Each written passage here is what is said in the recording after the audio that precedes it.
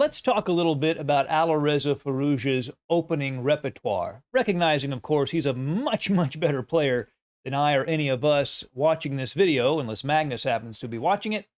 Uh, let's talk about his openings, and I want to go over a game he played against an international master named Sam Schmackel. This was played on chess.com just recently.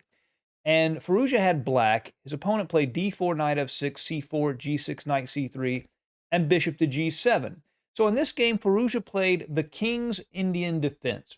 And in a recent podcast, it was mentioned that Anish Giri, talking about Firouzja, said Firouzja had a very keen sense of human moves as opposed to computer moves. He understands how humans think and plays moves that are very human in nature. And that's true. If you analyze his games with the computer, you'll often find he makes moves that computers don't like. Moving forward in this position, e4, d6. Now, I would love to see Firouzja play the King's Indian Defense at the highest level. And here's the reason. So many of his games, he'll play an opening that's pretty, nondescript, not much going on. And then the game will get really sharp. And he'll often end up in a slightly worse position. And then he'll just outplay his opponent and maybe get a draw or win the game. And sometimes if he's playing a very elite player, he will lose, but almost all of his games follow this pattern. And the King's Indian Defense essentially does that out of the opening. It puts black in a position that computers don't really like, but gives black tons and tons of counterplay. And it's an opening that was played by Bobby Fischer almost exclusively. Kasparov played it for years. I would love to see Firouzja introduce it into his repertoire at the top level. And this is an example of him playing it against an international master, not his level, but still a very strong opponent. His opponent plays the move h3 to control the g4 square, castles, and the main move here is knight to f3. This is known as the Makaganov variation of the King's Indian. You can also play bishop to g5, but his opponent, I am Schmackel, plays bishop to e3. Trying to place that bishop perfectly for a later c5 advance once the pawn structure becomes locked. Knight b to d7 was played by Firouzja, now knight f3, and e5. You could also play c5 here. But e5 was played d5, and now you see this bishop's in a good position aiming at this c5 square. Firouzja plays the knight to c5, attacking e4 twice. So in order to defend e4, white plays knight to d2, but that gives Firouzja the time to play a5, controlling this b4 square and keeping the knight on c5. White would have to give up his very powerful dark squared bishop for that knight. He doesn't want to do that. g4. This is a common theme in this line with h3. It looks like an aggressive attacking move, and it can become an attacking move, but it's actually more a restraining move. Black's main source of counterplay in these positions is f5. So by putting the pawn on g4 and e4, it makes it much harder for black to play that move. c6, Firouzja begins to operate on the queen side, knowing it's going to be harder to play on the king side. Rook to g1, lining the rook up with the king, making the f5 move even harder for black to play. a4, he wants to shift his queen to a5 and put some pressure on this long diagonal and this c3 knight. Queen to c2, queen to a5. And you'll notice white has a lot of strategic advantages, but he has one problem, and that is, what is he going to do with his king on e1? Where is he going to hide it? He can't castle short, and castling long looks to be quite dangerous. That's the one thing that Firouzja has in this position.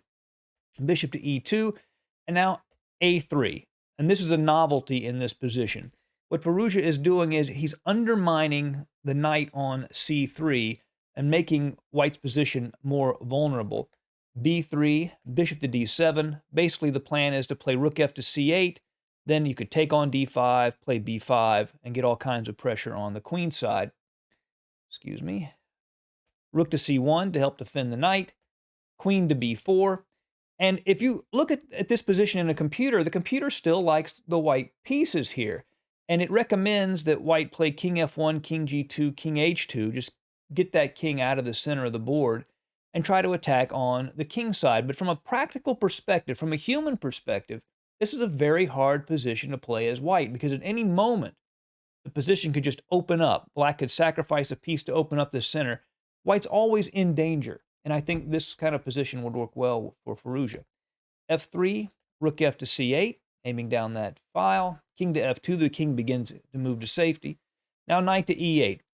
One thing this does is it keeps the g7 bishop protected if there's pressure down the g file, but also the knight could shift to c7 and help put pressure on b5.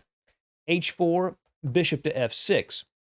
Now Firouzja is going to place this bishop in the most aggressive way possible. He's going to move it away from the king side, so there's risk there, but he's going to place it eventually on this square on b6, where it is very, very aggressively posted.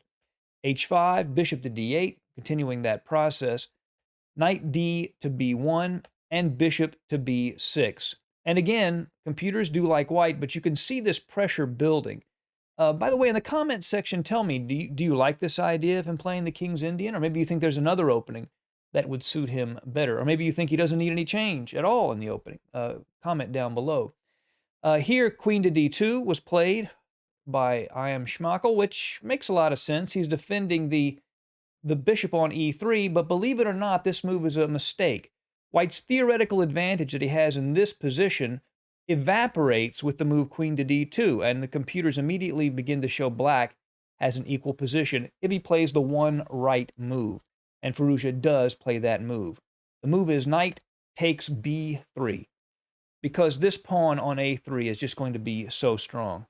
Pawn takes knight, and then a2. And obviously he's threatening just to play a1 and promote to a queen immediately.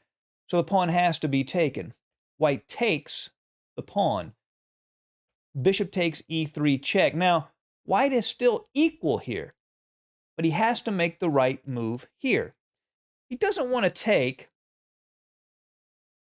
that bishop with the queen, because then the rook can take the knight. The knight wouldn't be defended. As it turns out, the computers give this as equal for white, but who would want to get in this position as a human being? But the IM plays what seems like the more natural move. King takes e3, keeping the knight on a2 defended. But it turns out that that is a serious blunder that loses the game.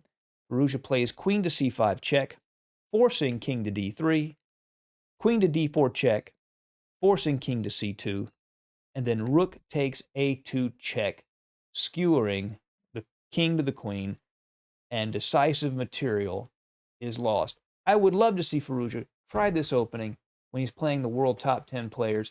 Comment down below to tell me what you think. See you again soon at Chess Dog. Goodbye.